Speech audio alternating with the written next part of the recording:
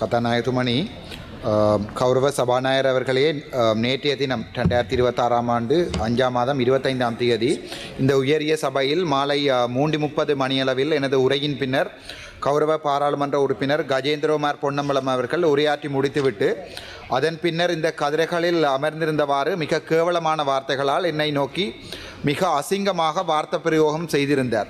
இந்த வார்த்தை பிரயோகங்களானது பாராளுமன்றத்தில் உள்ளே இருக்கும் கேமராக்களிலும் பதிவு செய்யப்பட்டிருக்கும் என்கின்ற காரணத்தினாலும், மேலும் கௌரவ பாராளுமன்ற உறுப்பினரின் கட்சி தொண்டர்கள் அடியாட்கள் ஐவருக்கு எதிராக மல்லாகம் நீதிவான் நீதிமன்றத்தில் என் மீதான கொலை அச்சுறுத்தல் வழக்குகள் நடந்து கொண்டிருப்பதாலும், பல தடவை சம்பந்தப்பட்ட பாராளுமன்ற உறுப்பினரின் அடியாட்களால் உயிர் அச்சுறுத்தல்கள் ஏற்படுத்தப்பட்டிருந்தாலும் தயவு செய்து சம்பந்தப்பட்ட பாராளுமன்ற உறுப்பினருக்கு எதிராக பாராளுமன்ற உறுப்பினர்களின் ஒழுக்க கோவையின் பார்ட் 3 அட்டெண்டன்ஸ் பிஹேவியர் சிவிலிட்டி என்ற செக்ஷனில் 30-31, அதே நேரத்தில் part 11 procedure for inquiry and சாங்ஷனில் செக்ஷன் 48-49 அடிப்படையில் பாராளுமன்ற சிறப்புரிமை ஒன்றினை எழுப்பி பாராளுமன்ற சிறப்புரிமை குழுவிற்கு ஆற்றுப்படுத்துமாறும், அதே நேரம் பாராளுமன்ற காணொலிகள் மற்றும் பாராளுமன்ற உறுப்பினர்கள் அவர்களுடைய வாக்குமூலம் பெறப்பட்டு தகுந்த நடவடிக்கை எடுக்குமாறும், அதே நேரம் இவ்வாறான பாராளுமன்ற உறுப்பினர் ஒருவர் பாராளுமன்ற சிறப்புரிமை குழுவின் உறுப்பினராக இருக்கின்ற சந்தர்ப்பம் பாராளுமன்ற சிறப்புரிமை குழுவை கேள்விக்குட்படுத்தும் என்பதால் இது தொடர்பாக கௌரவ பாராளுமன்ற உறுப்பினர் கஜேந்திரகுமார் பொன்னம்பலம் அவர்களை பொறுப்புள்ள அரசாங்கமாக கௌரவ சபாநாயகர் அவர்களை இந்த விசாரணைகள் முடியும் வரை சம்பந்தப்பட்ட பாராளுமன்ற உறுப்பினரின் பிரிவிலேஜ் கமிட்டியிலிருந்து உறுப்பினர் பதவியிலிருந்து இடைநீக்கம் செய்யுமாறும் வேண்டுகிறேன். நன்றி. இன்று எங்களுடைய நாட்டிலே மிக கொடூரமாக கொலை செய்யப்பட்டிருக்கின்ற சிறை கைதிகள் மற்றும் சிறை காவலர்களுக்கு நான் முதல் இந்த இடத்திலே ஆழ்ந்த இரங்கலை தெரிவித்துக் கொள்கிறேன். 43 ஆண்டுகளுக்கு முதல் இதே ஜூலை மாதத்திலே வெலிக்கடை சிறைச்சாலையிலே மொத்தமாக 53 தமிழ் அரசியல் கைதிகள் கொலை செய்யப்பட்டிருந்தார்கள். அதே போல் 1997ஆம் ஆண்டு 12ஆம் மாதம் 12ஆம் தேதி களுத்துறை சிறைச்சாலையிலே 3 தமிழ் அரசியல் கைதிகள் கொலை செய்யப்பட்டிருந்தார்கள். அதே போல் பிந்துனுவேவா சிறைச்சாலையிலே 27 தமிழ் அரசியல் கைதிகள் 2000ஆம் ஆண்டு 10ஆம் மாதம் 25ஆம் தேதி படுகொலை செய்யப்பட்டிருந்தார்கள். இப்போது அதொரு சுழற்சியாக இப்போது நீர்கொழும்பிலே நேற்று முந்தைய தினம் 2 கட்டமாக படுகொலைகள் நடைபெற்றிருக்கின்றது.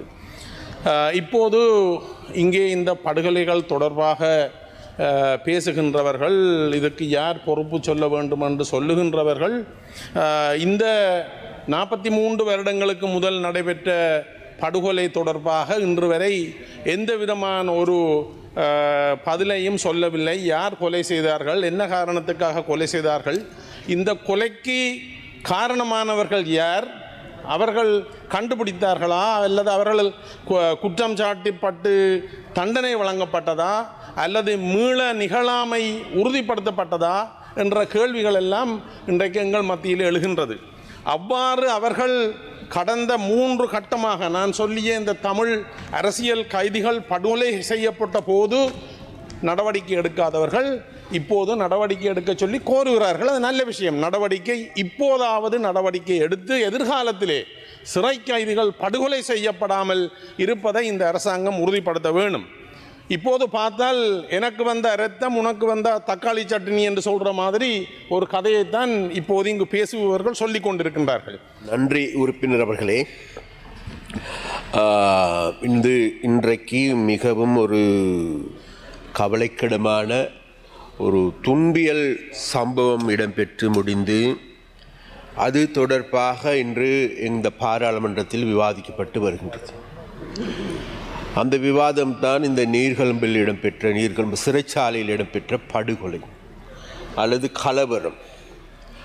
அப்போ இந்த கலவரத்தின் பின்னால் யார் இருக்கின்றார்கள், எவர் இருக்கின்றார்கள் என்பதை விட முதலாவதாக இதில் படுகொலை செய்யப்பட்ட உயிரிழந்த அதே போன்று அவர்களுக்கு முதலாவதாக அவர்களுடைய குடும்பத்திற்கும் எங்களுடைய ஆழ்ந்த அனுதாபங்களை நாங்கள் தெரிவித்துக் கொள்கின்றோம். அதே போன்று அவ்வாறு காயமடைந்திருக்கின்ற என்றும் வைத்தியசாலைகளில் வைத்தியம் பெறுகின்ற அனைவருக்கும் கூடிய சீக்கிரமாக நலம் பெற்று வீடுகளுக்கு செல்ல வேண்டும் என நாங்கள் பிரார்த்திக்கின்றோம். இரண்டாவதாக இன்று நாங்கள் இந்த விவாதம் ஆரம்பிக்கப்பட்ட பிறகு எதிர்த்தரப்பிலிருந்து கூறுகின்ற வார்த்தைகளை நாங்கள் பார்க்கின்ற போது இதென்னமோ இலங்கையில் இன்றைக்குத்தான் இடம்பெற்றிருக்கின்றது, இதற்கு முன்னர் இவ்வாறான சம்பவங்களே இடம்பெறவில்லை என்கின்ற தோரணையில் பேசுகின்ற பேச்சுக்களை எங்களால் காணக்கூடியதாக இருக்கும். ஆனாலும் உறுப்பினர் அவர்களே, நாங்கள் ஒரு விடயத்தை சொல்லிக்கொள்ள வேண்டும். இந்த சிறைச்சாலையில் இடம்பெற்ற சம்பவம் என்பது எங்களுடைய சமூகத்தில் இருக்கின்ற அந்த ஏற்றத்தாழ்வுகளை வெளிப்படுத்துகின்ற ஒரு ஒரு ஒரு குறியீடனை நாங்கள் கருதுகின்றோம். ஏனென்றால் எங்களுக்கு எல்லோருக்குமே தெரியும், இந்த நாட்டில் வறுமை நிலை எங்கு இருக்கின்றது. வறுமை கூடுதலாக இருக்கின்ற இடத்திலே கல்வி பின்தங்கி இருக்கின்றது. கல்வி பின்தங்கி இருக்கின்ற இடத்திலே வறுமை அதிகரித்திருக்கின்றது. இந்த வறுமையும் கல்வியும் பின்தங்கிய இடத்தில் இவ்வாறான கலாச்சார ரீதியான சீரழிவுகள் மலிந்து கிடக்கின்றது. கொள்ளையா கொலைகாரர்களா கொள்ளையர்களா எல்லாம் இருக்கின்ற இடமாக அல்லது அதனுடைய குறியீடாகவே இன்றைக்கு இந்த வறுமை கோடு காட்டுகின்றது. அதனால்தான் கௌரவ உறுப்பினர்களே, எங்களுடைய அரசாங்கம் முதலாவதாக இந்த நாட்டு மக்களை இந்த வறுமையிலிருந்து மீட்டெடுக்க வேண்டும். வறுமையிலிருந்து மீட்டெடுக்கின்ற பொழுதுதான் அவர்கள் உண்மையிலேயே அந்த வறுமையில் மீட்கப்படுகின்ற மக்கள் கல்வியில் மிளிர்வார்கள், கல்வியில் உயர்வார்கள். அவர்கள் கல்வியிலே உயருகின்ற பொழுது நிச்சயமாக இவ்வாறான கலாச்சார ரீதியான சீரழிவுகள் இடம்பெறாமல் தடுத்து கொள்ள முடியும். அதனால் இன்றைக்கு இந்த ஏற்பட்டிருக்கின்ற இந்த நெருக்கடிகளுக்கான நாங்கள் நினைக்கின்றோம் நீண்டு நிலைக்கக்கூடிய நிரந்தரமான தீர்வு வேறு எதுமல்ல. இந்த நாட்டு மக்கள் அனைவருமே, சிறைச்சாலைகள் இருக்கின்ற மக்களும் மக்கள் வேறு யாரும் அல்ல, சிறை கைதிகளும் மனிதர்களே என்கின்ற வாசகம் இந்த வெலிக்கடை சிறைச்சாலை, அது மெகசின் சிறைச்சாலை வாசலிலே பொறிக்கப்பட்டிருக்கிறது. உண்மையிலே மனிதர்கள்.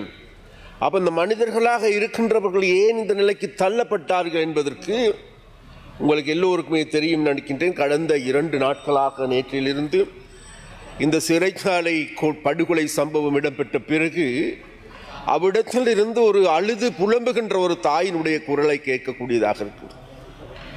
அந்த தாய் என்ன கூறுகின்றால் வேறு எதுமல்ல, அதாவது இவ்வாறான படுகொலைகள் இடம்பெற்றது ஏன், எனது பிள்ளை ஏன் இவ்வாறான நிலைக்கு தள்ளப்பட்டான், அவரை தள்ளியவர்கள் யார் என்று தேடி பார்க்கின்ற பொழுது வேறு யாருமல்ல, அம்மா அந்த தாய்க்கு குற்றம் சுமத்துகின்றார்கள். இந்த நாட்டில் இருக்கின்ற போலீசார் மீதும் குற்றம் சாட்டுகின்றார்கள். அது மாத்திரமல்ல, இந்த நிலைக்கு முக்கியமான காரணம் வேறு எதுமல்ல, முன்னைய அரசியல்வாதிகள் என்று கூறுகின்றார்கள்.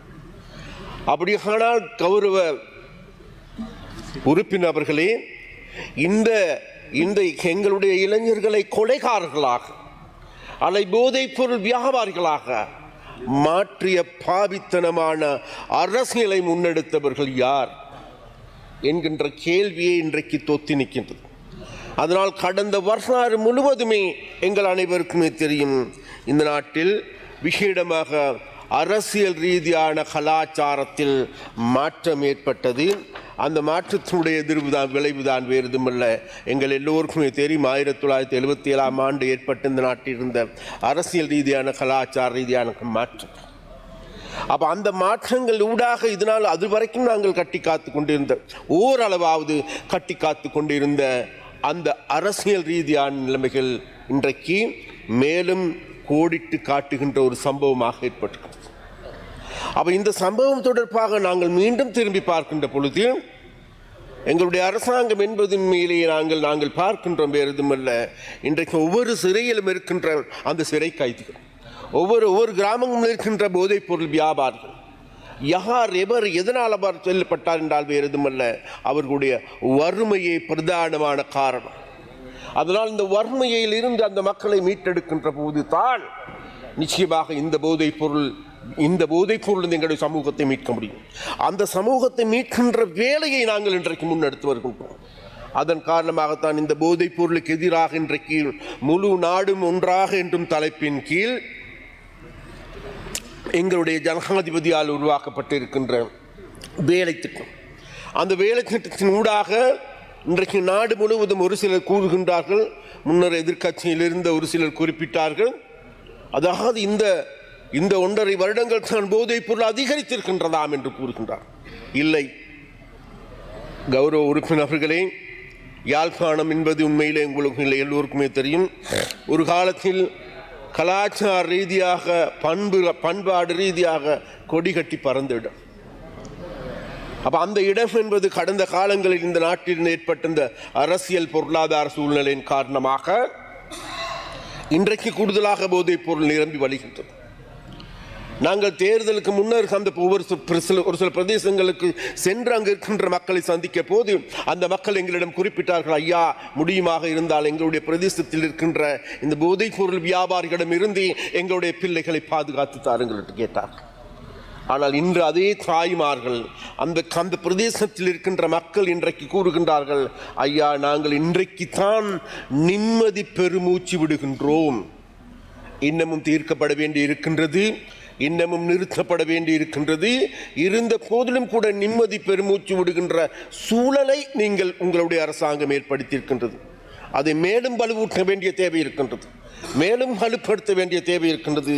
கௌரவ உறுப்பினர்களே, அதே போன்று இந்த சிறைச்சாலை படுகொலைகளை பற்றி பேசுகின்ற பொழுது வரலாற்றில் அதாவது இன்றைக்கு ஏற்பட்டிருக்கின்றது அரசியல் ரீதியான படுகொலைகள் அல்ல, அரசியல்வாதிகளுடைய தூண்டுதலின் கீழ் ஏற்பட்ட சிறை கொலை அல்ல. ஆனால் இதற்கு முன்னர் எங்களுக்கு எல்லோருக்குமே தெரியும், 1983 ஆண்டில் விசேடமாக அன்றைக்கு 53 சிறை கைதிகள், தமிழ் கைதிகள், குட்டிமணி உள்ளிட்ட 2 நாட்களாக படுகொலை செய்யப்பட்டார்கள். அந்த படுகொலைக்கு பின்னால் இந்த நாட்டில் அரசியல்வாதிகள் இருந்தார். அது மாத்திரமல்ல, கடந்த காலங்களில் பல்வேறு சம்பவங்கள் இடம்பெற்றது. மகார சிறைச்சாலை எடுத்துக்கொண்டாலும் சரி, அதே போன்று வடிகட சிறைச்சாலை எடுத்துக்கொண்டாலும் சரி, அபகரண சம்பவங்கள் இடம்பெற்றிருக்கின்றது. அது மாத்திரமல்ல கௌரவ உறுப்பினர் அவர்களே, 2000 ஆண்டு அக்டோபர் மாதம் 25ஆம் தேதி பண்டாரவளை என்கின்ற பிரதேசத்தில் பிந்துனுவெவ என்கின்ற பிரதேசத்தில் தடுத்து வைக்கப்பட்டிருந்த தமிழர்கள் 27 பேர் வெட்டி படுகொலை செய்யப்பட்டார், 17 பேர் காயமடைந்தார். அது இந்த நாட்டினுடைய வரலாறு. அப்ப அந்த வரலாற்றின் ஊடாக இருந்து நாங்கள் பார்க்கின்ற போது அந்த பாவித்தனமான செயற்பாடுகளுக்கு பின்னால் அன்றைய காலகட்டங்களில் அரசியல்வாதிகள் இருந்தார்கள். இன்றைக்கு எதிரணியில் இருந்து வீராப்பு பேசுகின்ற எதிரணியிலிருந்து இன்றைக்கு எங்கள் மீது குற்றங்களை மாத்திரம் சுமத்துகின்றவர்கள். நாங்கள் ஆட்சி பீடத்துக்கு வந்து 1.5 வருடம் கௌரவ உறுப்பினர்களே, இது என்பது கடந்த 76 வருடங்களுக்கு மேலாக நாங்கள் ஏனென்றால் இதை சொல்லுகின்றோம், மீண்டும் இதை சொல்லியாக வேண்டும். இந்த நாட்டின் 76 வருடங்களாக இந்த நாட்டில் இருந்த தமிழ் அரசியல்வாதிகள் அல்லது சிங்கள அரசியல்வாதிகள் இவர்களால் உருவாக்கப்பட்டிருக்கின்ற இந்த கேடுகட்ட அரசியல் கலாச்சாரத்தினுடைய விளைவு தான் இந்த நிலைமை. அப்ப இந்த நிலைமையிலிருந்து இந்நாட்டு மக்களை மீட்டெடுக்க வேண்டிய தேவை இருக்கின்றது. அதனால் කාලය අවසානයි. அரசியல் ரீதியாக நாங்கள் ஒரு புரிதலை ஏற்படுத்தியிருக்கின்றோம், அரசியல் ரீதியாக ஒரு கலாச்சாரத்தில் மாற்றத்தை ஏற்படுத்தியிருக்கின்றோம். அந்த மாற்றத்தின் ஊடாக இன்றைக்கு வறுமையை ஒழிக்கின்ற வேலை திட்டங்களை நாங்கள் முன்னெடுக்கின்றோம். அதே போன்று எங்களுடைய மனங்களை தூய்மைப்படுத்துகின்ற செயற்பாடுகளை நாங்கள் முன்னெடுக்கின்றோம். அவ்வாறான செயற்பாடுகளின் மூலமாகவே நாளைக்கு ஒரு தூய்மையான இலங்கையை கட்டியெழுப்ப முடியும் என்று நாங்கள் நினைக்கின்றோம். அவ்வாறான தூய்மையான இலங்கையை நிலையை நோக்கி செல்லுகின்ற போது இன்றைக்கு அதற்கு எதிராக முன்னர் இந்த பாவித்தனமான செயற்பாடுகள் அனைத்தையும் முன்னெடுத்த பாவித்தனமான அரசியல்வாதிகள் மீண்டும் தங்களுடைய வெறித்தனத்தை வெறியாட்டத்தை காவாலித்தனத்தை கட்டுப்படுத்துகின்ற செயல்பாடுகளை முன்னெடுக்கின்றார்கள். அதனால் நேற்று நடைபெற்ற இந்த நீர்கொழும்பில் இடம்பெற்ற சம்பவம் கூட அவ்வாறான ஒரு சம்பவமா என்கின்ற கேள்வி இந்நாட்டு மக்களில் கேட்கப்படுகின்றது. எது எவ்வாறான போதிலும் கூட எங்களுடைய அரசாங்கத்தின் இருக்கின்றது, அது நடைபெற்றிருக்க கூடாது. அது மிகவும் மோசமான செயல். இருந்த போதிலும் கூட இனிவரும் காலங்களில் இவ்வாறான ஒரு சம்பவம் இடம்பெறாது தடுப்பதற்கு ஏதுவான நடவடிக்கைகளை நாங்கள் எடுப்பதற்கு தயார். அதற்காக எங்களுடைய முழு அரசாங்கமும் இந்த பொறுப்பினை ஏற்றுக்கொள்வதற்கு தயார் என்று கூறிக்கொண்டு